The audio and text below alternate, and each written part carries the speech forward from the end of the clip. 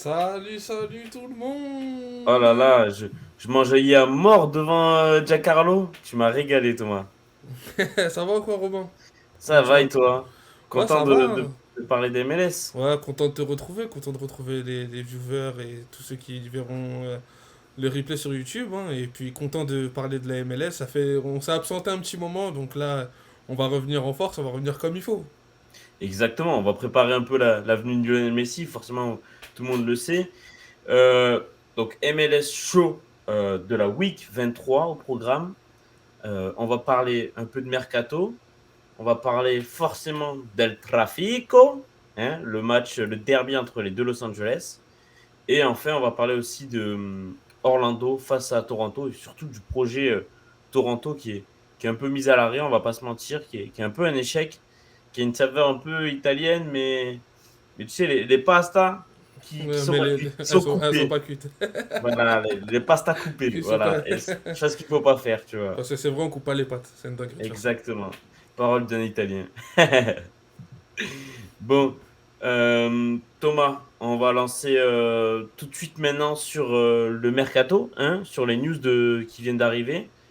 Bon, forcément, tout le monde le sait, Lionel Messi débarque à l'Inter Miami, devrait faire même ses débuts le 23 juillet, si je dis pas de bêtises. C'est ça, normalement, c'est Et lors de la MLS. Non, c'est lors de la League Cup. la League Cup, c'est ça, League Cup, exactement. C'est ça. Donc la League Cup, qu'est-ce que c'est? C'est la coupe entre les pays nord-américains. Voilà, c'est ça. Donc Pour savoir qui sera le roi de l'Amérique du Nord. c'est ça. Donc Canada, États-Unis et Mexique. Voilà. C'est ça. C'est un peu une Ligue des Champions CONCACAF 2.0, on va pas se mentir. Du coup, sauf que Lionel Messi sera pas tout seul, il sera accompagné de joueurs qu'il connaît très bien, notamment, c'est officiel, Sergio Busquets, le milieu de terrain du FC Barcelone, qu'il a accompagné pendant des années, va continuer de l'accompagner au niveau du milieu de terrain du côté de l'Inter Miami. Et il pourrait même être accompagné aussi d'un troisième larron qui, on dit, c'est pas encore officiel, mais sûrement Jordi Alba, l'arrière gauche, l'un des meilleurs amis sur le terrain, clairement, de Lionel Messi ces dernières années, pourrait être aussi de la partie de Miami. Ça, c'est intéressant. Ouais, ça c'est intéressant. En tout cas, on voit que on va dire le trio de choc barcelonais d'antan a décidé de se retrouver. Et quoi de mieux de se retrouver en MLS, où le niveau reste quand même correct pour pouvoir terminer sa carrière. Et en plus, tu rajoutes à ça l'arrivée de Tata Martino aussi en tant que coach, qui était présent notamment dans les tribunes lors Et du oui, match entre l'Inter Miami et Columbus, où il y a eu un un peu joli partout. Ouais. match voilà, couronné avec un score de parité. Donc voilà, Busquets dans l'entrejeu va faire énormément de bien, hein. Et puis les automatismes avec Messi et Jordi Alba, on connaît la spéciale débordement côté gauche, centre en retrait pour Lionel Messi qui finit au premier poteau. Donc voilà, on a hâte de voir ces actions-là se faire cette fois-ci sous le maillot de l'Inter Miami.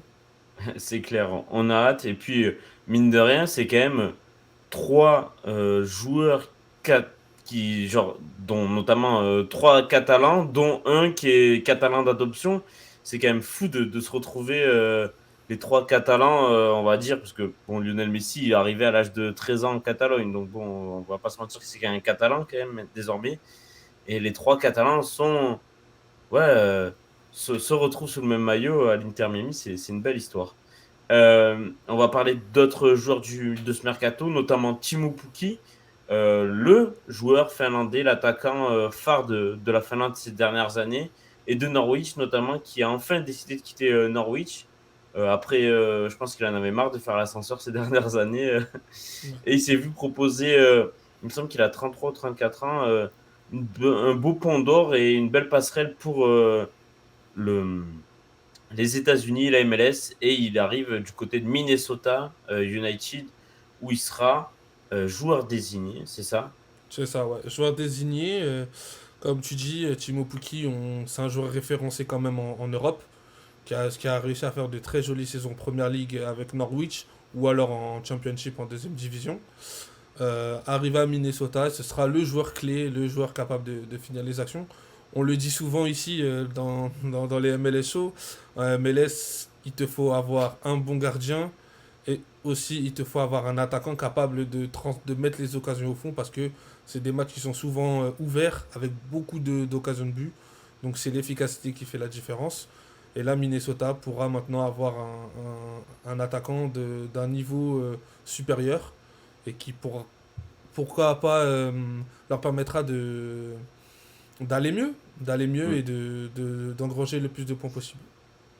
Troisième gros transfert de la semaine, on va dire, c'est Kwadwo Opoku, l'ailier ghanéen de Los Angeles FC, qui, juste après le match, finalement, quasiment le lendemain, a été officialisé et transféré du côté du CF Montréal, donc de nos amis canadiens, pour 1,75 millions de dollars. C'est un gros coup, mine de rien, pour Montréal, puisqu'il récupère l'ailier fort du Trident, enfin, le jeune ailier, plutôt, on va dire, du Trident de Los Angeles FC, champion en titre, qui était titulaire, qui est arrivé à Los Angeles en 2020 et assez étonné de ce transfert, mais beaucoup du côté de Montréal. Énorme coup de la part de Montréal, hein, parce que on entendait notamment par exemple de la part de Denis Bouanga, du coup, qui est son ex-coéquipier aujourd'hui, que Opoku avait le niveau pour aller se frotter, pourquoi pas dans les années à venir, à des championnats européens Mm. de haut niveau. Donc le fait que Montréal puisse arracher le joueur ghanéen et le récupérer l'avoir sous ses couleurs, c'est un énorme coup pour Montréal. Et puis il aura surtout, je pense, un rôle bien plus important à Montréal au LAFC où c'était vraiment un groupe de très bonne qualité, où tu avais vraiment des joueurs de qualité à tous les postes. Tandis que là, à Montréal, je pense que il aura la possibilité de briller un peu plus et d'être, pourquoi pas, le joueur un peu plus star de, de cette équipe. Sachant que la saison dernière, par exemple, Opoku avec le LAFC, c'était 9 buts et Ouais. 7 passes décisives. Donc c'est quelqu'un qui apporte statistiquement. Donc hâte de le voir évoluer à Montréal. Tu m'as coupé l'herbe sur le pied, j'allais dire ses statistiques de l'an dernier, bien joué. Et il aura même 22 ans la semaine prochaine, donc il est encore très jeune. Sinon, concernant les autres transferts de la journée, de la semaine, pardon, on aura Aaron Bubenza qui débarque à Cincinnati pour 7 millions de dollars. Chicho Arango qui va arriver aussi du côté du Real Salt Lake pour 6 millions de dollars. C'est d'ailleurs la recrue la plus chère de l'histoire du club, il me Exactement, ouais. semble. Et Salt Lake n'en reste pas là, puisqu'il recrute ensuite Nelson Palacio pour 2 millions de dollars. Enfin, l'autre transfert majeur était l'arrivée de Ousmane Doumbia en prêt de Lugano, en provenance de Lugano, pardon, pour Chicago Fire. Ça pourrait leur faire du bien à Chicago, qui est un peu dans le mal actuellement. Sachant qu'on n'a pas mis les rumeurs et qu'il y a quand même de belles rumeurs, donc restez branchés sur nos réseaux. Je pense que vous verrez quelques stories mises en cas de gros mouvements sur cette période de transfert. Oui, oui, carrément. On va pas détailler tout le monde, mais il y a du monde à parler. Sur qui parler, pardon. On passe à la prochaine slide, Thomas. Allez, c'est parti. On commence les slides, pardon. On commence les slides. Et on va parler du fameux El Tráfico entre Los Angeles et Los Angeles, non, entre le Galaxy et le LAFC. Euh, Troisième match déjà de la saison entre ces deux équipes, hein. On C'est rappelle ça. que le premier s'était soldé par une victoire de LAFC 3-2 à domicile sur la phase aller. Et qu'il y a eu ensuite une victoire du Los Angeles Galaxy en coupe, en C'est MLS ça, Cup. exactement. Avec un très joli but déjà d'un joueur qu'on va parler un peu plus tard dans cette émission. Exactement. Et, sur ce match-là, donc ils étaient un partout et il fallait que on ait un nouveau vainqueur. Et finalement, dans un match prestigieux pour le 4 juillet, donc pour la fête nationale du pays, les Américains ont fait ça en grand. Ils ont décidé de jouer au Rose Bowl, donc Rose Bowl, stade de la finale de la Coupe du Monde 94 entre le Brésil et l'Italie, où on a vu les Brésiliens s'imposer. Euh, Stade qui a accueilli jusqu'à 82 000 personnes ce week-end.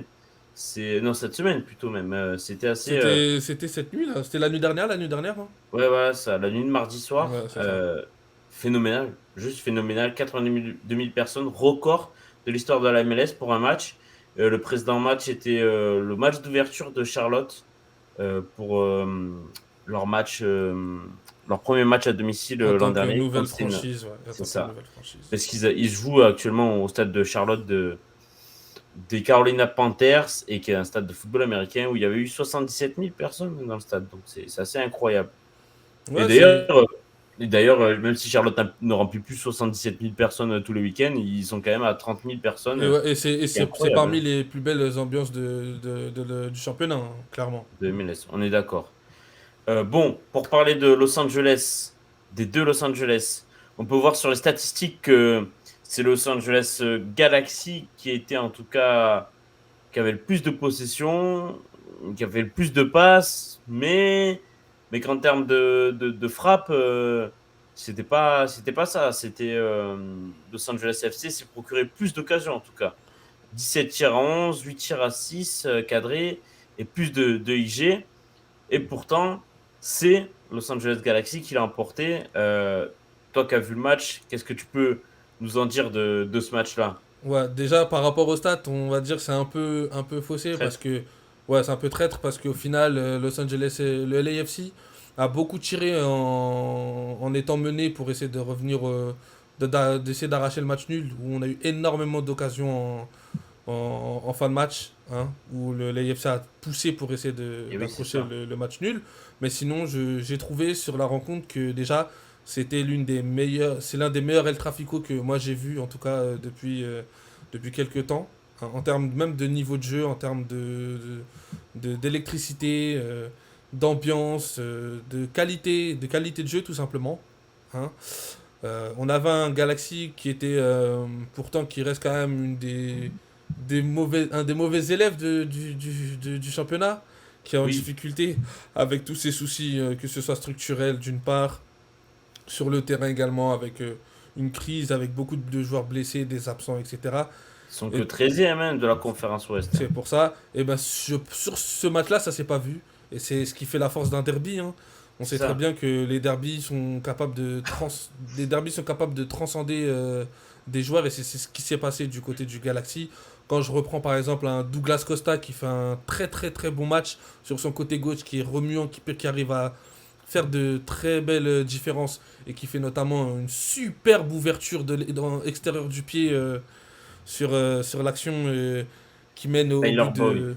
Voilà, et le exactement. but de Ricky Pucci. J'allais t'en parler, Donc, parfait. mais sans rentrer dans les détails, mais oui, Douglas Costa, il met un but, il fait une passe décisive, il fait une passe ultra décisive, sa passe, elle est exceptionnelle, Ouais, comme c'est ça, à ça. l'extérieur pied gauche. Et en plus, sur le début de la saison, on sait il était en difficulté, souvent absent, avec beaucoup de cartons rouges pris. Je me rappelle d'un match où c'était lui qui avait pris un carton rouge, plus Martin Caceres également. Là, Oui, les leaders étaient sur le terrain, et les leaders ont répondu présent pour le bah, Galaxy, et c'est ce qu'ils ont besoin pour pouvoir remonter au classement. tu sais quand est-ce qu'il prend ce rouge? La veille le match d'avant du LAFC. Donc il était indisponible pour ce match aller face au LAFC. Et après, il a été blessé au mollet, blessé à la jambe. Donc au final, cette année, Douglas Costa, il a joué que 9 matchs, 9 petits matchs, 4 passes décisives, mine de rien, dont les deux, dont les 4 sur les 4 derniers matchs, en fait. Donc il revient juste désormais que maintenant en forme. Ça peut faire que du bien, de toute façon, à LAFC, à Los Angeles Galaxy, parce que de toute façon, Chicharito est blessé et falloir sûrement faire sans lui jusqu'à la fin de la saison, il me semble. C'est ça, il va falloir compter sur tous les autres joueurs autour, hein, tous les offensifs. Douglas Costa en fait partie, Tyler Boyd en fait partie par exemple. Et sur la dynamique, là, sur les récents matchs, on voit du mieux. On voit nettement du mieux chez le Galaxy. Et cette victoire-là dans le derby vient un peu peut-être récompenser tous ces efforts. Et aussi récompenser peut-être le fait que on est aussi maintenu par exemple le coach, malgré les soucis de président, etc. On a vraiment assuré le coach, on lui a donné du pouvoir, on l'a renforcé dans ses fonctions. Et je pense que ça lui a aussi permis de travailler un peu plus sereinement avec son groupe. Et son groupe ne l'a pas lâché en tout cas. Et donc, c'est de bon augure pour la suite pour les Galaxy. On espère qu'ils vont enfin pouvoir lancer une belle série pour pouvoir remonter et accrocher les places aux playoffs. Je crois qu'ils sont pas très loin de la 9 place, si je dis pas de bêtises. Ils sont Oui, ils pas sont à 6 énormément de points, points. 6 points des playoffs. On espère que ça C'est va. rattrapable. On espère que ça va monter crescendo, que ça va pas redescendre en tout cas. On rappelle, tu parlais du coach, la petite anecdote à savoir, c'est que le coach de Los Angeles Galaxy, que j'ai perdu son Greg prénom, Vanet, Greg Vanet. Greg Vanney, merci Thomas, a été joueur en Ligue 1 Conforama, non, Ligue 1 Ibérite, pardon. Oui, il a été joueur dans notre belle Ligue 1 du côté de Bastia Fouriani, pendant il joue à voilà, Fouriani. du côté de Bastia pendant 3 saisons avant de repartir en MLS. Mais c'est la petite anecdote. Donc voilà, il s'entend bien sûrement. Il doit un peu parler français avec les joueurs francophones du Los Angeles Galaxy. Sinon, concernant, on va résumer un peu le match pour ceux qui l'ont pas vu. Clairement, c'est Los Angeles enfin le Galaxy, je vais dire plutôt, qui a poussé en première mi-temps et qui a obtenu ce but, qui a été mérité même, avec un super but de Tyler Boyd, lui qui a fait d'ailleurs un match très sérieux. Ensuite, en second mi-temps, en poussant un peu sur un corner, Los Angeles FC revient un peu, mais derrière, comment dire, le Galaxy arrive à renverser la tendance et à s'imposer et à marquer ce but sur un contre éclair, mais une action fantastique hein, quand même. On rappelle que ça part du milieu de terrain sur un contre, un extérieur pied gauche de Douglas Costa exceptionnel, long comme ça, qui fait une trajectoire impossible, tu as l'impression. Tyler Bott qui s'arrache et derrière, tu as surtout Ricky Puig qui, depuis du milieu de terrain, qui fait une course jusqu'au point de pénalty et qui s'arrache du bout du pied pour aller mettre ce but au fond des filets. Et ça prouve un peu l'esprit de C'est ça. revanchard du Galaxy. Et derrière, avec ce but, ils ont réussi à tenir à eux qui ont une mauvaise défense, hein, on va pas se Ouais. mentir. Eux qui ont une piètre défense depuis le début de la saison. Et ben non, ils ont réussi à se maintenir et à tenir le score à repousser surtout les nombreuses tentatives du Los Angeles FC qui a poussé jusqu'à la fin, on va pas se mentir. Ouais, jusqu'à Ouais, la ouais. 95e minute. Jusqu'à la Je disais 95e mauvaise minute. défense, mais c'est même la pire défense de la conférence Ouest Galaxy. Hein. 32 buts encaissés juste devant Portland avec 31 buts. Voilà. Et en face, tu as la deuxième meilleure attaque la conférence. Hein. Ouais, C'est donc dire. ouais, c'est ça. C'est que l'AFC, ils ont pas réussi à mettre ce but-là qui leur a échappé. Et Dont Denis Bouanga. Hein. malgré que le Galaxy ait une défense friable, Ouais. on va retenir le point positif, c'est qu'ils ont quand même réussi à garder cette victoire-là. Mais défensivement, ça restait quand même sur un fil. Ça défendait vraiment sur un fil. On sentait pas vraiment une assise, une solidité, une équipe sereine en tout cas, sereine. Puisqu'on sait qu'il y a des équipes qui arrivent à défendre où on sent qu'elles ne seront pas mises en danger. Là, c'était tout le contraire. C'était limite, c'était fort à l'amo, c'était la défense du Galaxy, c'était vraiment un truc de fou. Donc Ben ouais. voilà, Tu on vois, retient le positif, mais c'est pas non plus, voilà, c'était pas non plus incroyable. Hein. pour parler de deux stats qui sont assez drôles, Denis Bouanga, c'est 8 frappes du coup dans ce match, 5 arrêtés, 5 cadrés quand même, 5 cadrés et malgré ça, il n'arrive pas à en mettre une au fond, dont on le voit faire de nombreuses tentatives sur la fin du match. Et ce qui est fou d'ailleurs, c'est que dans ce match-là, le gardien du Galaxy a changé à la mi-temps. Hein. Celui qui était titulaire, c'était une Jonathan Bonne et il est sorti blessé. Du coup, c'est Jonathan Klinsmann qui l'a remplacé. Et en 45 minutes, il fait 4 arrêts, donc 4 arrêts dans la surface, un dégagement au point. Tu vois, il touche 20 ballons, je vois. Je regarde ses stats, un dégagement. Mais il a fait ce qu'on lui a demandé. Il est rentré, il a réussi à la mi-temps et à faire les arrêts qu'il fallait. C'est impressionnant, ça. Ouais, c'est impressionnant. Et comme tu disais juste avant pour la course de Ricky Puig, ça témoigne peut-être d'une nouvelle dynamique et de quelque chose de nouveau qui est en train de s'insuffler au sein de cet effectif. Hein, et que, comme je te disais, nous on espère que le Galaxy revienne à ses standards parce que le Galaxy ça reste une équipe historique de MLS et on ne veut pas l'avoir parmi les dernières équipes. On a envie de l'avoir se disputer les demi-finales de playoffs comme il y a l'an pas très dernier. longtemps, comme l'an dernier où ils perdent contre le LAFC d'ailleurs. Mm. Mais c'est là où on attend cette équipe, tout simplement. On peut pas l'attendre En, là où elle est aujourd'hui. en fait, le Galaxy, pour qu'il soit motivé, il faut qu'il joue tous les matchs.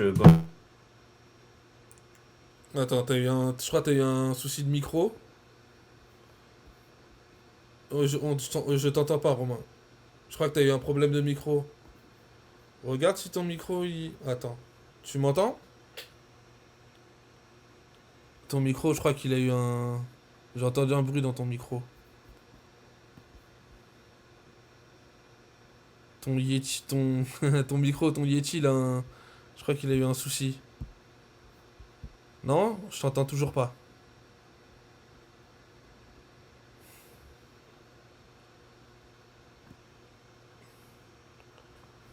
On t'entend... Attends, je t'envoie un message.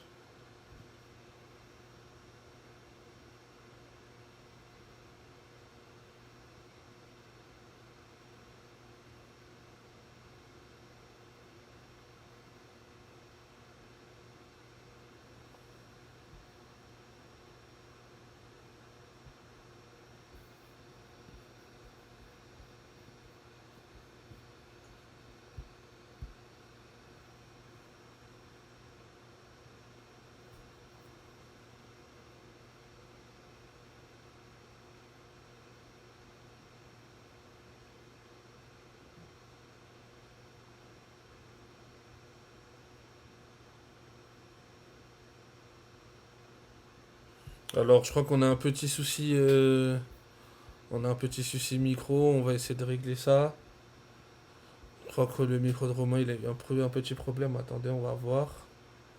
Bah, Romain, essaye de quitter et reviens si tu peux. Voilà, on attend. Désolé, un petit souci technique. Ça arrive, c'est les aléas du direct, on va dire. Voilà. Les aléas du direct. Sorry, sorry. Il fallait bien que ça arrive. Hein. Showtime sans problème, c'est pas Showtime. Hein. Donc, voilà, on va. J'essaie de le ramener, notre petit Romain. De... Voilà. Là, on t'entend, Romain. Voilà, c'est bon. Bah oui. Ouais, Voilà, en c'est fait, bon. j'ai bougé mon ordi et je pense que ça a tapé le micro et voilà. Sauf qu'après, sur l'application, il me proposait plus de muter. Enfin, genre, il détectait plus le micro, donc fallait que je quitte pour le C'est redétecter. pas grave, Désolé. je disais que un des Showtime sans souci, c'était pas Showtime. Donc, Mais moi, je t'entendais, hein. Moi, je t'entendais. allez, on peut D'ailleurs, repartir. ben, si on repart, on va repartir directement sur Ricky Pucci, la slide sur lui. Hein, parce qu'on parlait de lui, quitte à y être. On va parler de sa performance XXL, la performance de notre cher et tendre protégé de notre ami Alexandre Crouzet. Qu'on Hein, embrasse d'ailleurs, qu'on embrasse. exactement. Qui, lui, grâce au décalage horaire à La Réunion, a pu voir le match À des horaires à décentes. tôt. À des Ouais, horaires un alors peu descente. décentes. Un peu Non, tôt, décentes. je dirais. Mais bon, voir un match à 7 h du mat, c'est pas ce que je préfère le plus. Mais bon, c'est toujours mieux que nous à 4 h quoi. Voilà. Du coup, Ricky Pucci, c'est moi qui ai fait ce stat, cette fiche. Donc, j'ai mis ces stats globales, on va dire, mais qui sont assez impressionnantes. 90 minutes jouées, un but, une passe décisive, rien que ça. On Hein. peut pas faire Donc, mieux. On c'est peut pas faire clair. mieux. 92 ballons touchés, c'est pas mal. C'est quasiment les stats d'un Marco Verratti en Ligue 1. Hein. 85% de passes précises, ça va, ça passe. 4 passes clés, c'est très bon aussi. 2 tirs cadrés pour un milieu, c'est encore mieux. D'ailleurs, on voit qu'il joue vraiment dans un milieu à 3, il joue vraiment milieu gauche et milieu central gauche, mais il occupe beaucoup le couloir, tu vois, sur sa heatmap. Ouais, ouais, il hésite pas à venir surtout suppléer Douglas Costa aussi. Que Douglas Costa, c'est un C'est ailier qui ça. rentre énormément. Donc, il y a possibilité de passer dans le dos de Douglas Costa. Donc, ouais. Et là où on peut le voir tactique et agile, et surtout utiliser sa science du dribble et sa vivacité sur ses stats de dribble. Hein. 10 tentatives de dribble, 10 réussies. C'est assez impressionnant. Et il a remporté 15 duels au sol sur 19 tentés. C'est pas mal. Et on peut voir sa note. En fait, c'est Sofascore qui lui a donné une note sur 10. Mais bon, je pense qu'en général, n'importe qui lui aurait mis 8 ou 9 sur 10 quasiment. Tellement il fait un match assez incroyable.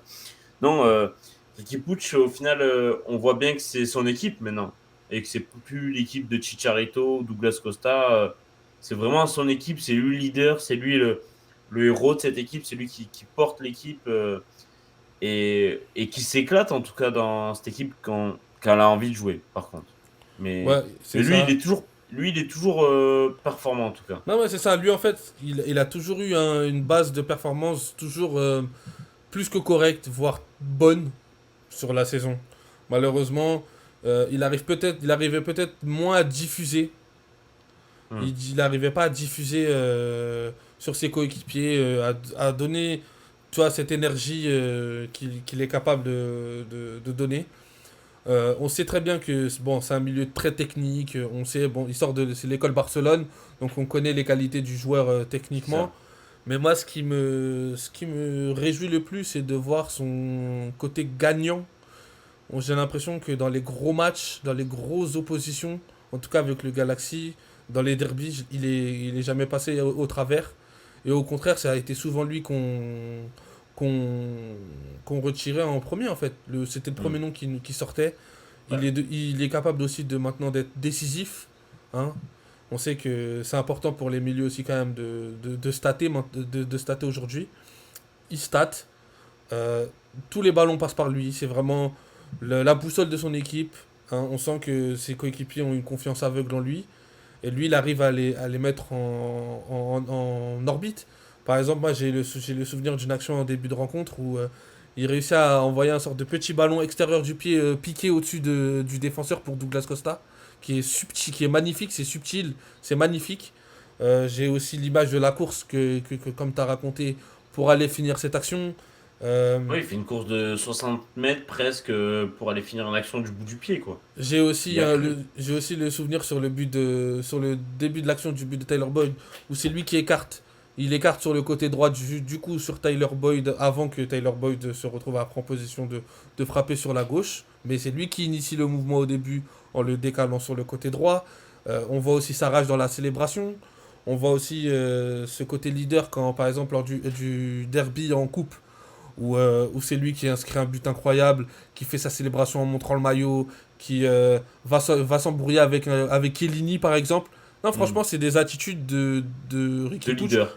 qu'on voyait pas en fait, qu'on Ouais. voyait pas et qu'on attendait de voir et que on pense maintenant on sait que Ricky Puig c'est un joueur de cette trempe là qui est capable de devenir le leader d'une équipe. En fait, ouais, pour moi, exactement. C'est exactement ce que j'allais te dire. Pour moi, c'est le leadership à mort. C'est le genre de mec que tu lui mets le brassard tout de suite maintenant. Tu peux être sûr qu'il va se comporter comme un capitaine. Et à 23 ans ou pas, euh, tu vois, tu as des joueurs qui ont ce truc de capitana, de brassard. Ça trompe pas tout de suite. Bah, lui, il en fait partie de ce trempe, mine de rien. Malgré son petit gabarit, malgré son petit physique, malgré son jeu et tout ça. Non, ça peut être aussi un leader vocal et il prouve de plus en plus et bien joué à lui en tout cas. Ouais, et surtout, je voulais juste rajouter un truc, c'est de bon augure parce que bon, on sait que là, il est en passage en MLS parce qu'il avait besoin de se relancer et qu'il a Mm. voulu tenter cette aventure du Galaxy, mais c'est aussi très positif pour lui parce que si jamais il désire retourner en Europe, en tout cas maintenant, on sait que il a en lui cet aspect de leadership et qu'il pourra pourquoi pas le développer encore lors d'une nouvelle aventure en Europe, quand il se sentira bien en pleine position de ses moyens et surtout qu'il sera arrivé à pleine maturité. C'est C'est ce qui est clair, important. je suis d'accord avec toi. De prochaine slide, on va parler de Los Angeles FC cette fois-ci et ça va pas très fort hein, en ce moment. Voilà, ça va plus que pas très fort même.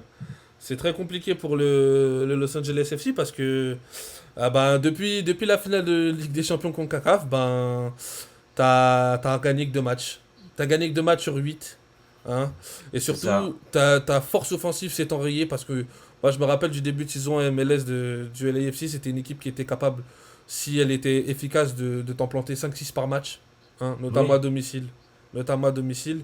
Et là, on est vraiment sur un coup de moins bien. Est-ce que le contre-coup de tout ce gros calendrier en début de saison, l'enchaînement des matchs, l'enchaînement des différentes compétitions, a déjà entamé le physique de l'équipe, plus en plus les défaites et Mm. les échecs au final, est-ce que ça aussi, ça n'a pas joué dans le moral de cette équipe et dans les têtes surtout, dans les têtes. Parce que Ouais, c'est pas parce que possible d'avoir une équipe qui passe du tout au tout.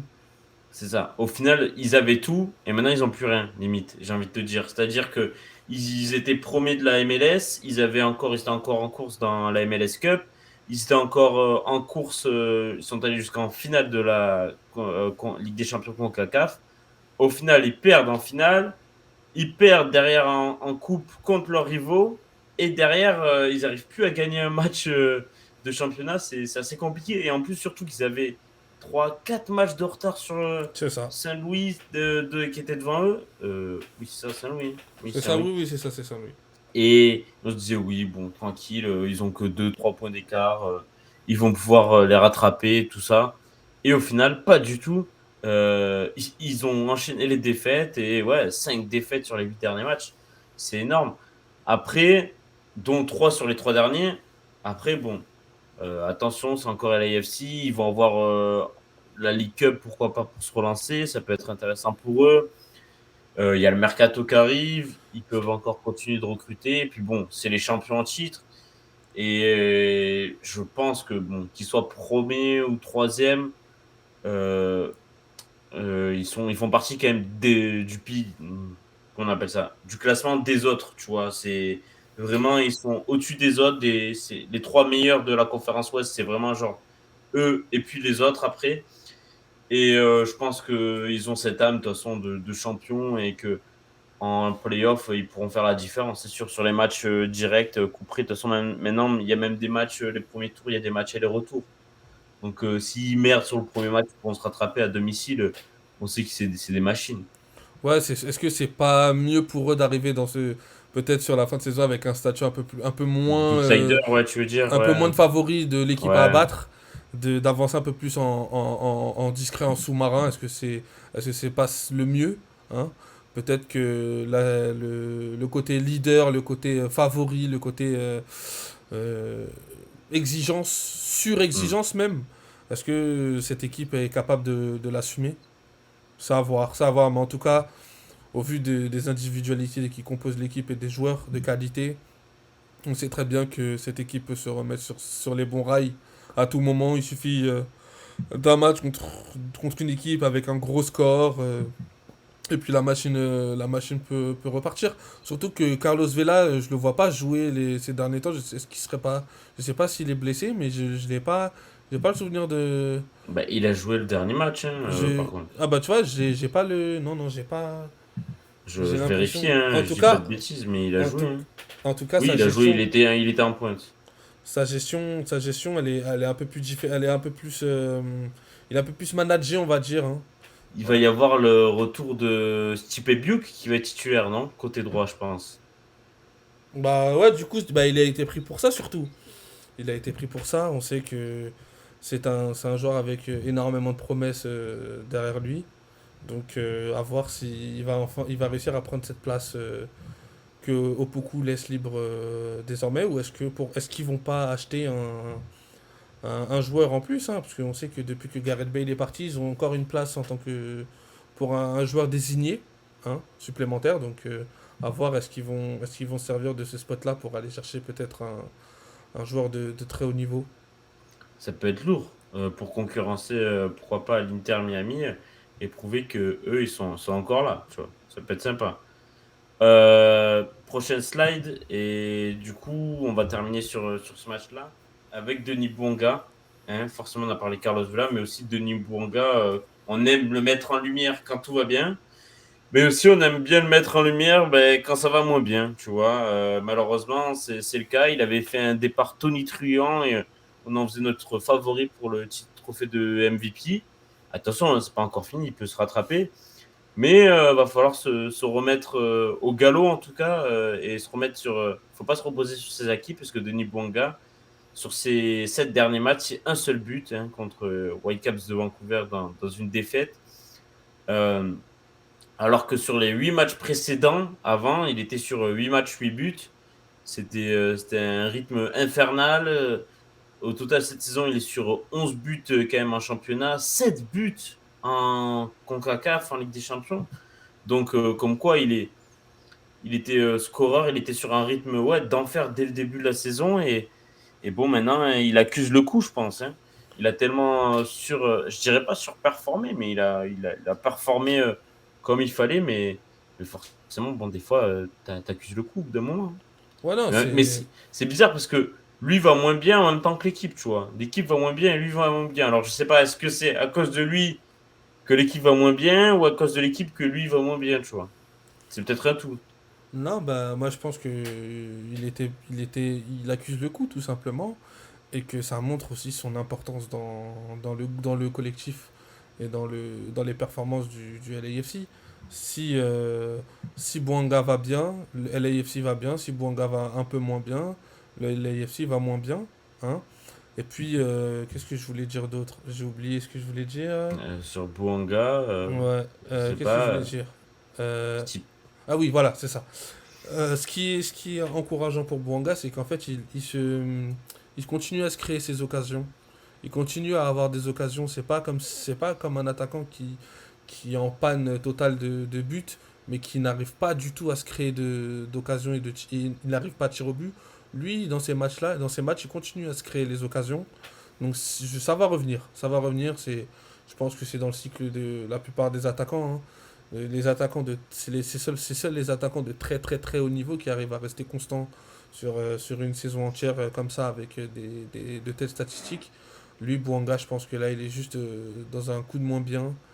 Il va se créer à nouveau encore ces occasions-là qui se créent aujourd'hui et elles rentreront au fond. Elles rentreront au fond. C'est juste qu'en ce moment, la réussite le fuit juste un peu plus. C'est tout. Ok, donc pour toi, sur la deuxième partie de saison, il peut repartir comme au début. Ouais, oui, oui. Je pense qu'il finit à plus de 20 buts. Je miserais sur, allez, 20 24, 23, 24 buts, Actuellement, il en est à 11, donc ouais, ça peut se faire. je pense. Euh, on a terminé sur ce match-là. On va passer à la slide suivante, Thomas. Et sur l'autre match qui nous a intéressé cette semaine entre Orlando et Toronto. Et surtout la gifle de Orlando face à Toronto. Un match, comment dire, avec une ambiance bizarre, non, Thomas? Ouais, une ambiance bizarre, surtout surtout du côté d'une certaine équipe, hein. Parce Ouais, du côté de que, Toronto. ouais, parce que Bernard Gila, je l'ai pas mentionné, mais Bernardeschi se fait exclure. Notre grand ami, tu veux dire. Ouais, voilà, on le déteste tous les deux, voilà, comme ça c'est clair. Et ouais, donc du coup, il s'est fait exclure sur un geste bête, hein. Mais ça témoigne d'une période très très sombre pour Toronto. Mais bon, Toronto, on en parlera après. Moi, ce que j'ai envie de mettre en avant, c'est surtout Orlando. Je Hmm. trouve que Orlando, sur ces derniers matchs, ils sont dans une très très très belle dynamique. Hein. On voit là sur les stats, par exemple, regarde, c'est 9 tirs cadrés à 0, 2,32 d'XG à 0,14 d'XG pour Toronto. Mais moi, ce que j'aime bien, c'est que petit à petit, Orlando est en train de se mettre en place. Hein. On a retrouvé une belle solidité défensive, hein, un peu moins de buts. On a retrouvé l'Octopus, hein, Pedro Galese, qui a enfin, qui a enfin réussi à rapporter des points à son équipe. Fallait écouter le podcast pour avoir la ref. Voilà, c'est ça exactement. Et puis, on voit qu'ils arrivent à trouver les ressorts pour pouvoir être efficaces devant, faire mal, mettre les buts quand il faut, réussir à emporter des victoires importantes à domicile et aller faire des résultats à l'extérieur. J'ai une stat pour ça. J'ai une stat pour ça. Sur les 11 derniers matchs de Orlando, ils ont donc 10 matchs sans défaite et ils ont donc perdu qu'un seul match sur les 11 derniers. C'est 5 victoires, 5 matchs nuls et une défaite. Et sur ces 11 matchs, Orlando a inscrit 22 buts et en a encaissé 11. Ça montre vraiment Ouais. vraiment cette montée en puissance de Orlando qui a peut-être enfin trouvé son Rythme rythme de croisière. son rythme pour cette saison. Ouais, c'est pas mal. Leur dernière défaite, c'était contre New England, qui est quand même troisième de leur division, de leur conférence, par contre. Pardon. Et du coup, Orlando, c'est actuellement sixième, à égalité de points, en plus avec Philadelphie, finaliste en titre. Seulement un point derrière Columbus, tu vois. Ils peuvent même rattraper New England, qui est troisième. Donc, bon, on voit que entre la troisième et la sixième place, c'est encore serré du coup de la conférence Est. Donc c'est sympa. Et puis Orlando se laisse pas faire. Et Facundo Torres, pardon, revient bien cette saison. Il avait un peu eu du mal à démarrer.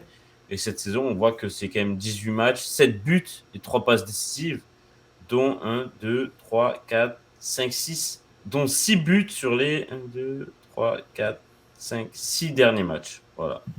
Ouais, voilà, bah tu vois, j'en ai fait une slide Ah ben dessus. voilà. Ah ben Voilà. j'avais pas vu, voilà. J'en ai fait une slide où, ouais, c'est vraiment le joueur référent de Orlando hein, Bah, cette saison. on le sait, hein, c'est l'an dernier, c'était 9 buts, 10 Ouais, passes D, tu vois. c'est ce Donc, que j'ai dit, c'est ce que j'allais dire. Il est déjà quasiment sur les standards de la saison passée, alors on a à peine à la moitié de la saison. On est à peine arrivé à la moitié à la deuxième partie de saison. Donc non, Orlando, tous les voyants sont ouverts. Mais il y a un joueur surtout que j'aimerais vraiment féliciter. Et féliciter aussi Orlando. La slide arrive. C'est ce bonhomme. C'est ce bonhomme. Duncan McGuire ok, qui est issu de la MLS Draft de cette saison, ok, où les draftés d'où? il a été choisi à la sixième place. Alors je vais te dire ça pour le, le lieu de là où il a été drafté. Hop. McGuire, c'est drôle, il a un joli nom. Hein? Ouais, non, non, non, non. Arrête de me dire ça, s'il te plaît. Il était de Creighton University. Ok. Creighton University. Et ben, Duncan McGuire, c'est devenu l'avant-centre de référence d'Orlando. Et il en est. Avant-centre? Eh oui. Ah ouais. Ah, je croyais que c'était un défenseur carrément quand tu m'as dit ça. Enfin, vu sa dégaine, tu vois, pour moi c'était un défenseur, tu vois. Ah ouais, non, bah justement, c'est un rookie et il arrive à être le joueur référent en attaque pour Orlando. Il est déjà à 7 buts inscrits en 17 matchs et il a déjà distillé 2 passes D. Et ce qui est intéressant pour Orlando, c'est que ça donne des opportunités au coach parce que tu as aussi Kara qui marque aussi pour Orlando. Donc en fait, que tu mettes l'un ou que tu mettes l'autre, ils arrivent quand même à performer. Et si l'un est sur le banc, quand il rentre, il apporte également, il peut débloquer des situations.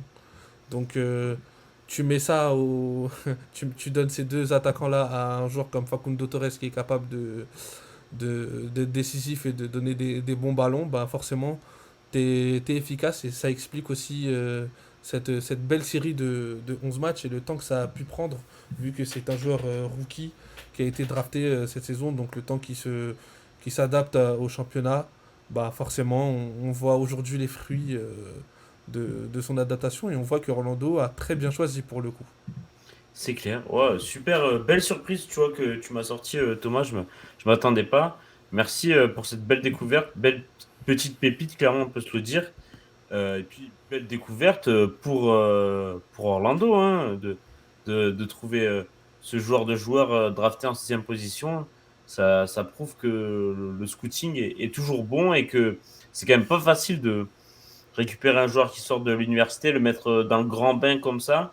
Et Orlando a bien su le faire et bravo à eux d'avoir Bah, pu pour lui donner l'instant, la confiance, tu vois. pour l'instant, les deux rookies, moi, que je mettrais vraiment au-dessus, c'est Oui, vraiment c'est McGuire et Jalen voilà, Neal au Galaxy avec Galaxy. Ouais. et Maguire à Orlando. Pour moi, Mais c'est il n'a pas vraiment les. joué le dernier match Jalen Neal, Ouais, parce j'ai qu'il est vérifié. il est avec la sélection américaine, il joue la Gold Cup en ce moment, c'est pour ça. Ok, super. Déjà, Voilà. Eh il ouais. joue déjà la Moi, Gold Cup. je pense que ce joueur-là, il a vraiment quelque chose, je trouve. Ok, bah, c'est intéressant en tout cas à suivre. Tu nous donnes l'eau à la bouche. Mais comme quoi, la draft, faut pas la lésiner, il faut continuer à s'y pencher dessus. C'est ça, exactement. Du coup, bah, on peut passer à Toronto maintenant, hein. C'est ça. Toronto qui est à l'inverse d'Orlando, lui, elle vit des moments très compliqués, hein. Rien ne va plus à Toronto. que ce soit les résultats sportifs, que ce soit l'extra sportif. Rien ne va à Toronto. Plus Mm. rien ne va. Je te Et laisse. oui, oui, parce que je veux regarder leur série actuellement. Toronto, c'est 4 défaites consécutives. C'est sympa. Seulement 3 victoires cette saison. Il y a beaucoup de problèmes, hein. Ouais, non, ça, pour moi, Toronto, c'est un tout de l'échec industriel, hein. Vraiment échec industriel. Euh, L'après Giovinco, avec cette tentative de vouloir continuer de rester dans les joueurs un peu transalpins italiens, Hum. ils ont voulu mettre leur projet le baser sur deux joueurs, hein, Lorenzo Insigne et Federico Bernardeschi. Malheureusement, ce sont deux joueurs qui se blessent énormément, hein, qui en 2 saisons, par exemple, hein, pour un joueur comme pour un mec comme Insigne, en 2 saisons, il a fait que 25 matchs. C'est pas assez. C'est clairement pas Ouais, non, c'est suffisant. clair. Bernardeschi, c'est pareil, 34 matchs, c'est pas suffisant. Donc, tu as misé sur deux joueurs qui ne sont pas là, en fait. Qui sont pas là la plupart Bah, du temps. et j'ai vu les stats, c'est affolant. Sur les 12 derniers matchs, seulement une seule victoire en championnat. C'est ça, exactement. J'ai une autre stat, je crois, je sais pas si c'est celle-là, mais j'avais récupéré une stat. Alors, Mais Toronto, regarde, ouais. voilà, je l'ai trouvé Vas-y. la stat. Alors, le Toronto FC, depuis les débuts de Lorenzo Insigne et Federico Bernardeschi depuis juillet dernier, c'est 7 victoires, 13 défaites, 13 matchs nuls, pardon, et 15 défaites. C'est-à-dire, Ouais. depuis les 2 années qu'ils sont là, ils sont à 0,97% de points pris par match. C'est que dalle, c'est rien. C'est Même pas fab, un point pris par match. C'est c'est c'est vraiment un néant. échec industriel. C'est Ouais, vraiment je ça. comprends. Après, par contre, tu me dis qu'ils sont jamais là parce qu'ils sont souvent blessés, ce qui est vrai. Par contre, bon, peut-être que sur le terrain, les résultats suivent pas, mais en tout cas, en termes de statistiques, quand eux, ils sont sur le terrain, c'est pas si mal. Je veux dire, un Insigne à 9 buts et 5 passes D en 25 matchs, ça va, ça reste correct, même si c'est pas ces standards de Napoli. Même un Bernardeschi, 11 buts, 7 passes D en 34 matchs, c'est pas mal aussi, tu vois, pour de la MLS. Mais derrière, il manque de régularité et ça passe plus. De toute façon, le coach a été viré, si je Ouais, dis pas de c'est bêtises. ça exactement. Ouais, bah oui, t'as raison de préciser ça. Il faut pas non plus mettre tous À les la poubelle. problèmes, tous les problèmes de Toronto uniquement sur le dos de ces deux joueurs. C'est vraiment un ensemble. C'est vraiment un ensemble. Le coach n'a pas réussi à mettre cette patte qu'il voulait à Toronto. Les joueurs autour, c'est pas bon. L'utilisation de Insigne ou d'un Bernardeschi dans le collectif, c'est pas bon non plus. Donc non, non, c'est vraiment un problème de la base. Je pense qu'il faut vraiment que Toronto essaye de tout raser complètement et de repartir sur un nouveau projet sain, quitte à sur les deux, 2 prochaines saisons à viser un peu plus bas et à reconstruire soit par de la draft ou soit par des jeunes au début pour essayer de trouver un socle quand même assez solide et pour après tenter de réinvestir et de trouver ces joueurs leaders, ces joueurs désignés qui vont permettre à Toronto de passer le cap pour l'instant. Mais là, en tout cas, ils ont eu tout faux sur leur gestion, la gestion de ce nouveau projet incarné par Insigne et Bernardeschi. Et le pire, c'est que ils ont pas eu de chance aussi au niveau du calendrier. Parce que là, ils ont pas eu de chance pour se relancer. Tu vois, sur les 5 6 derniers matchs, ils ont que des cadors des conférences. Attends, Orlando qui revient en forme à mort, qui est donc désormais sixième. Salt Lake qui est en très grande forme aussi, qui est quatrième de sa conférence. New England qui a été longtemps premier, qui est troisième de sa conférence. Cincinnati, meilleure équipe à domicile de la saison. Nashville, deuxième équipe de la saison de la conférence Est. Donc voilà, aussi, tu affrontes ça consécutivement, ça s'ajoute, ça s'additionne et forcément, t'as pas de chance, toi. Oh bah oui, forcément, on sait très bien que quand tu vas pas bien, affronter ce genre d'équipe-là, c'est pas le mieux pour pouvoir essayer de te remettre à l'endroit, hein. On sait très bien que face à ces équipes-là, c'est difficile d'aller obtenir un résultat. En plus, Toronto qui est totalement démuni, totalement à l'envers, ça, forcément, ça pardonne pas. Et puis quand tu vois le carton rouge que Bernardeschi prend sur ce match-là, c'est vraiment débile. Et en plus derrière, il continue, il s'embrouille avec le gardien avec le aussi par la gardien suite. et tout ça. Il fait un clin d'œil aux supporters. Il sort tout sourire, ce sourire un peu ironique, un peu narquois, tu vois. Non, En non, mode, il on sent, respecte pas les supporters, c'est pas ça qu'on aime. on sent que voilà, il y a vraiment une cassure et que voilà, faut changer quelque chose parce que là, à Toronto, c'est vraiment la crise de la crise, quoi. Yo Jam! Comment ça va le Jam? Salut, salut! Est-ce que t'es prêt Merci pour le parler de la... jam. T'es chaud pour parler de la MLS? Tu veux qu'on parle des joueurs de l'Olympique de Marseille? Non, Salut le jam, merci pour le follow d'ailleurs aussi, hein. merci, Merci. ouais. Merci pour Merci, la force. merci Axel. D'ailleurs, juste une petite info qui vient de parvenir en direct, c'est quand même, ça concerne les États-Unis. C'est Christian Pulisic qui va désormais signer à l'AC Milan. C'est quasiment officiel selon C'est quasiment Fabrizio officiel parce que Romano. j'avais vu que Lyon avait proposé une belle offre mais qu'il avait Ouais, refusé donc 25 millions pour Pulisic, la superstar des États-Unis, on va pas se mentir, hein, la superstar américaine. Et bon, malheureusement pour notre Ligue 1, d'un côté, il signe pas en France, mais bon, pour le spectacle, c'est quand même bien qu'il signe du et puis côté c'est très bon, de c'est un l'AC très bon Milan. choix, c'est un très bon choix d'avoir choisi le Milan où il va, je pense, pouvoir avoir du temps de jeu. Exactement, parce qu'il y a quand même une attaque à reconstruire. Et sinon, ouais, Jam, ça va bien. On est content que tu passes dans notre émission. Écoute, ce sera un plaisir de te recevoir la prochaine fois. Il n'y a pas de problème. Thomas, il nous reste quoi à parler? Bah là, on peut aller directement sur la dernière slide de l'émission. Yes, sur le classement des buteurs. Let's go, on va terminer par ça. Sur les meilleurs buteurs de, de MLS, la dernière fois, quand on s'était quitté, c'était déjà Annie Mouktar et Denis Bouanga dans les deux premiers, sauf que Bouanga est un peu calé depuis. Du coup, Annie Mouktar a pris la suite. 13 buts et 8 passes décisives. C'est surtout ça aussi qui est sympa à démontrer. C'est que c'est pas seulement un buteur, c'est aussi un passeur, Annie Mouktar. Deuxième, Denis Bouanga avec 11 buts et 2 passes D. Carranza, Ferreira et Giacomakis restent tous les trois pardon, à 10 buts. Et ça fait un joli groupe en tout cas. Et enfin, Luciano Acosta qui débarque sur on va pas dire podium, mais c'est sur aussi un peu dans ce classement en tout cas des meilleurs buteurs avec 9 buts et 7 passes décisives. Le meneur de jeu de Cincinnati. On va parler juste pour terminer, même si on les a pas mis, des classements vite fait, juste pour Bah, rappeler qui sont les premiers. Donc toujours Conférence Ouest, on commence par Saint-Louis devant Seattle et Los Angeles FC. Derrière, il y a Salt Lake, Dallas et San Jose, ainsi que Houston Dynamo. Voilà le classement pour les 7 premiers. Austin et Vancouver se disputent pour le moment la place de barragiste pour les playoffs. Et enfin, Colorado occupe la dernière place de la conférence Ouest. Côté conférence Est, Cincinnati est largement premier devant tout le monde, 6 points d'avance sur son dauphin Nashville.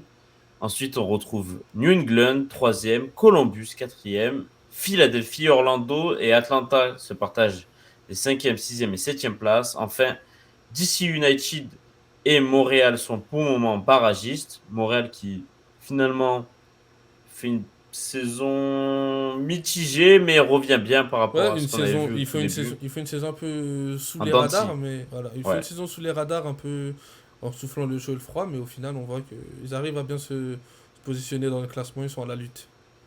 Et on rappelle donc que l'Inter Miami, l'équipe de Lionel Messi, Sergio Busquets ou peut-être encore Jordi Alba, et en tout cas qui sera coaché par Tata Martino, est actuellement dernière de sa conférence, la conférence Est, avec 20 matchs joués.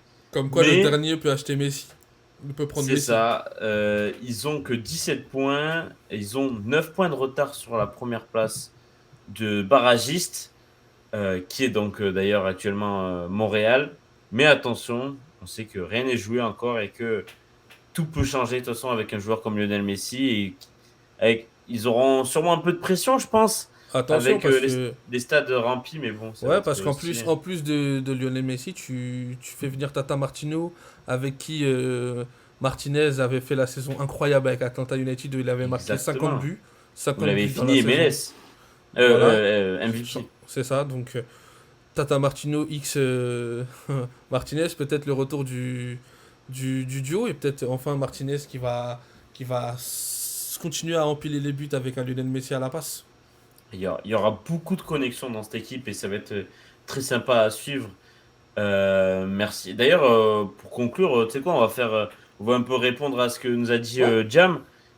Oui, c'est vrai que Denis Bouanga cartonne bien là-bas, surtout en début de saison, on en a parlé dans l'émission. Sur les 8 derniers matchs, ça va plus trop, mais en même temps que l'équipe, tu vois. Donc, bon, voilà. Mais attention, c'est un top, top, top buteur là-bas. Bouanga, c'est sûrement un gros prétendant au trophée de MVP. Et il se régale là-bas, et donc tant mieux pour lui. Et pour les grands joueurs qui rayonnent là-bas, oui, Henry, Ibra, Beckham, qui a une clause à son nom et une équipe à son nom aussi. un Carlos Mais Vela, même si c'est un degré moindre en termes de prestige de joueur. Un Carlos Vela aussi au LAFC.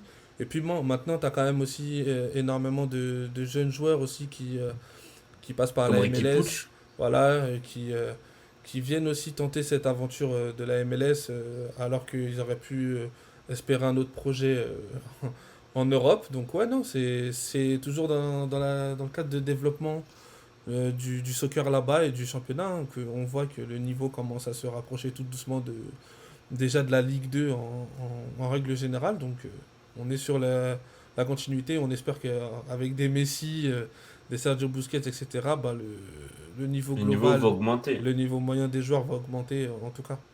C'est sûr. Par contre, c'est vrai que ça va être l'équipe à abattre, hein, tu vois. Tu dis que Lionel Messi va sûrement s'amuser là-bas, Jam. Ouais, c'est sûr, forcément, bah, il aura des facilités, hein, on va pas se mentir. Mais il faut pas qu'ils se disent qu'ils viennent en vacances non plus parce que les mecs vont vouloir bah, les taper, hein, tu vois. Les mecs vont vouloir les. Comment dire ça va être l'équipe à abattre tout simplement. Ah Après, oui, c'est ils un vont jeu jouer moins leur vie. physique, moins violent Ouais, oui. qu'en Ligue 1, donc ils sont plus Ça va moins respectés. vite, ça va moins vite, ça va moins vite, c'est moins physique, c'est moins intense quand même, c'est moins intense, on va pas se Hmm. mentir. Donc Messi devrait pouvoir faire Se de régaler. jolis stats, ouais, faire de très très Hmm. belles stats. Il va pouvoir marcher longtemps. Ça va faire comme l'Arabie Saoudite, la MLS, même si la MLS commence à se développer un peu plus tôt en termes de rayonnement et d'attirance de gros joueurs. Alors, oui et non, c'est-à-dire que c'est vrai que la MLS, c'est beaucoup de joueurs à la retraite au début, comme l'Arabie Saoudite, tu nous le dis. Mais l'Arabie Saoudite prend actuellement des gros joueurs encore confirmés parce qu'ils claquent les millions et que, par exemple, un Ruben Neves, hein, tu vois, ou un Marcelo Brozovic encore en très grande forme, il les attire. Mais contrairement à la MLS, enfin à l'Arabie Saoudite, la MLS n'a pas les sous spécialement, tu vois. Eux, Et ils ont puis une, aussi, et puis aussi ils- t'as les règles voilà, il y a des des joueurs règles de masse désignés, salariale, voilà ça. exactement. Il y a des masses salariales, donc ils peuvent pas donner 50 millions d'euros de masse salariale à Kanté ou Benzema sur une année, tu vois. Il y a que trois joueurs qui ont le droit d'avoir un salaire supérieur à ce que la masse salariale d'une équipe le permet. Donc C'est c'est pour ça. ça que ça a été, euh, ça a été mis en place parce que on commençait aussi à avoir beaucoup de stars qui venaient, etc. Et la MLS, ils ont pris peut-être le parti pris de peut-être essayer de réguler un peu plus leur économie Mm. et de mettre plus en place des structures de formation pour les jeunes joueurs. Bon, ils partent assez rapidement, on n'a pas l'occasion de les voir énormément jouer en MLS, mais quand tu prends par exemple un Giovanni Reina, ce genre de joueurs-là, c'est souvent des joueurs issus de partenariats entre franchises de MLS et grands clubs européens, comme le Bayern par exemple. Ouais, Voilà. Brendan Aronson aussi, tu vois, qui est parti après, qui a fait Philadelphie, comme son frère Paxton. Après, Tyler il est parti à Adams. Leeds. Ouais, Son frère est parti à Francfort, tu vois. Donc, non, et maintenant, il y a des partenariats entre Dallas et le Bayern Munich. Donc, c'est Bayern et le intéressant. LAFC, pareil, oui, Ouais, aussi. aussi, voilà. Jam qui nous dit, je pense que la MLS peut mieux se développer que l'Arabie Saoudite. Sportif n'est pas vraiment super important, c'est que la moula. Ouais, c'est pas faux, tu vois. C'est ce que veut la MLS, c'est avoir. euh, pas trop flamber, donner des salaires, mais ne pas flamber et rester sain économiquement et surtout continuer d'être bon sportivement et d'instaurer une continuité, tu vois. Je pense que les faits que les anciennes fois en tout cas où ils ont fait des tentatives, tu sais, d'anciens MLS, parce que là, au final, la MLS c'est récent, ça a que depuis les années fin 99, je crois, 98. Euh, et avant, ils avaient eu d'autres tentatives de championnat, notamment avec Pelé, Beckenbauer et tout ça, on s'en rappelle, et Cruyff. Mais peut-être qu'ils attiraient les stars et leur donnaient des sous, mais il y avait trop d'écart financièrement avec les autres équipes. C'est pour ça qu'ils ont voulu instaurer des règles, mettre des plafonds salariales pour pouvoir, pour un peu tout le monde déjà puisse attirer, tu vois, parce que bon, forcément, tu seras plus attiré par Los Angeles que par Salt Lake City, hein, on va pas se mentir, ou je sais pas quelle équipe serait moins Colorado, ouais, Colorado Et puis Rapids, après, tu vois. et puis après aussi, C'est il y a le côté, par exemple en Arabie Saoudite, on sait que dans ces pays-là, le foot quand même a une place assez importante dans le pays, alors qu'aux États-Unis, le soccer doit faire doit essayer de se bagarrer avec des sports tels comme le basket, comme le hockey, comme le baseball, comme le football américain, qui sont vraiment des bigs institutions. Et la MLS, à côté, c'est quand même compliqué de se faire une place parmi ces sports-là qui font partie, qui sont ancrés déjà dans le patrimoine d'un pays, tu vois, comme les États-Unis, alors que l'Arabie Saoudite, ils sont déjà un peu plus tournés vers le sport, le football, etc., déjà de base par rapport aux États-Unis. Et puis, on rappelle aussi que l'objectif de la MLS et des États-Unis, c'est forcément, avec la Coupe du Monde 2026 en vue, de rayonner avant de. Et forcément, Lionel Messi en fait partie avant de la Coupe du Monde 2026. Et de toute façon, je pense que la MLS va un peu forcer Lionel Messi à ce qu'il ne prenne pas sa retraite jusqu'en 2026, tu vois, Ouais, je pense. pour être là, pour être là en Et puis ça va être 2026. même intéressant aussi de voir Ils vont comment, chambouler le calendrier aussi. ouais, Hein? et comment la bascule va se faire après la Coupe du Monde 2026, Ouais, justement. Quel virage les États-Unis vont prendre par la suite? Ça sera c'est intéressant parce ça. qu'ils auront eu leur Coupe du Monde. Comment ils vont réussir à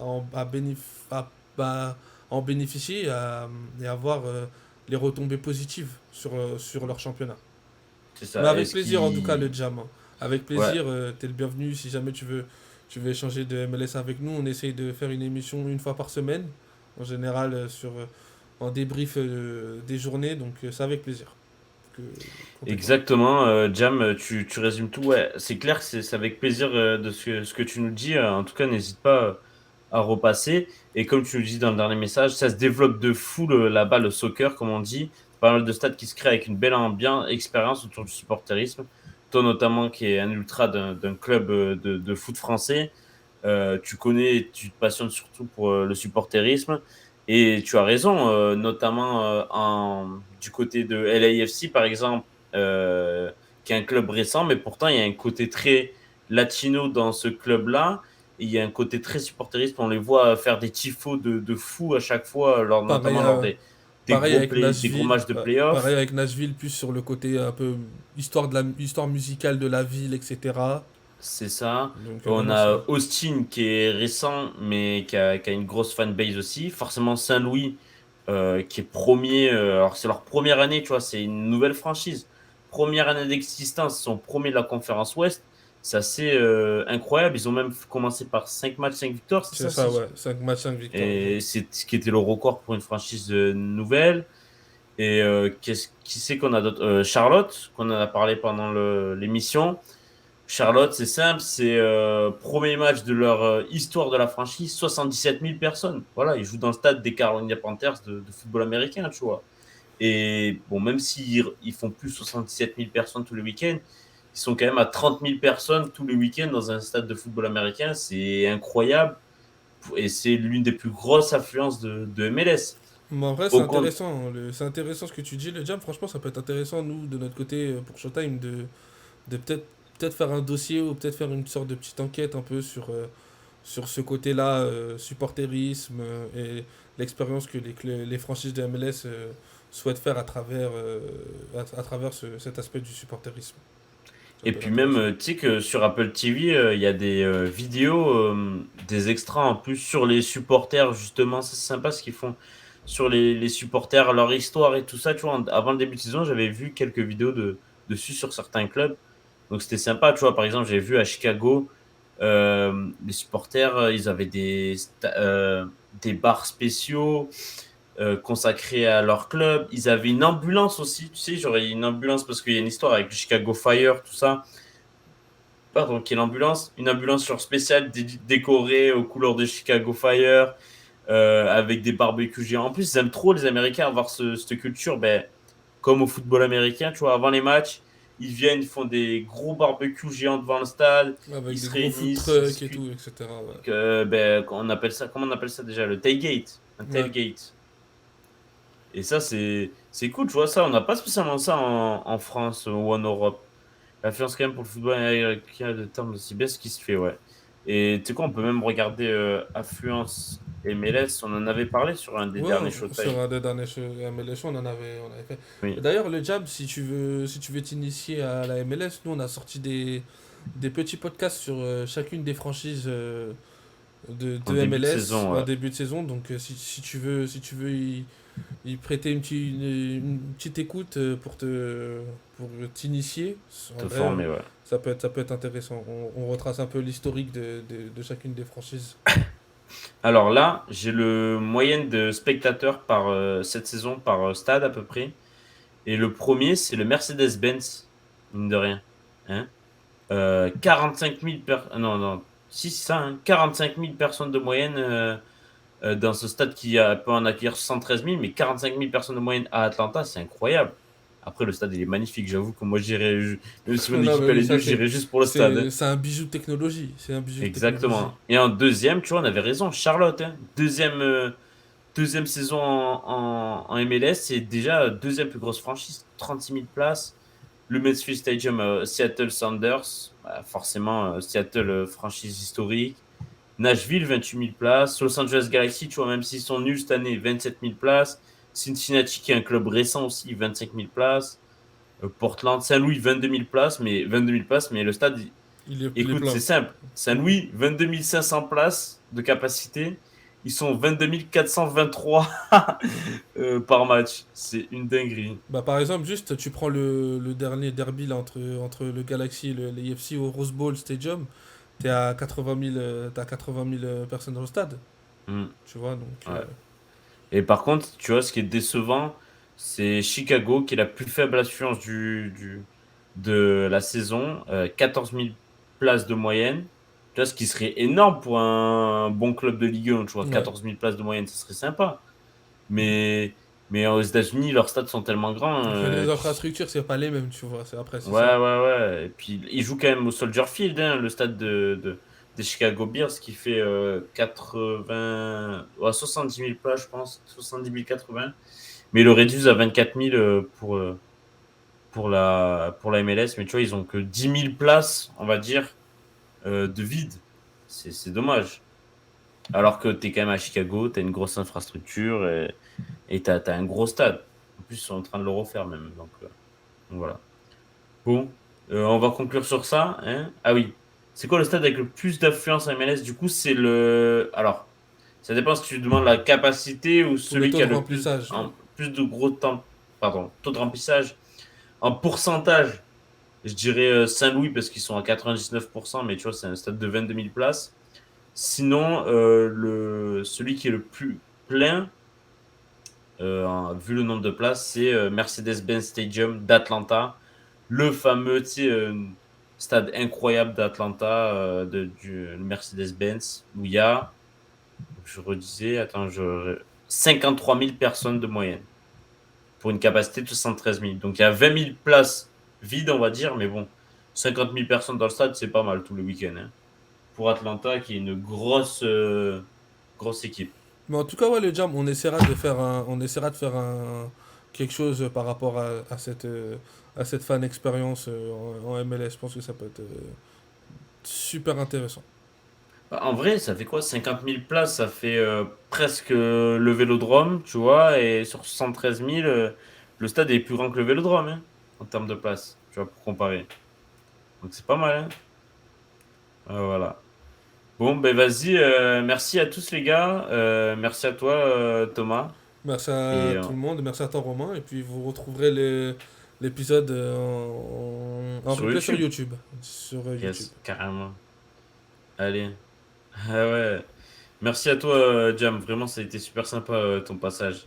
On se retrouve ben, pour la semaine prochaine. Allez. Ciao, Ciao, ciao. ciao.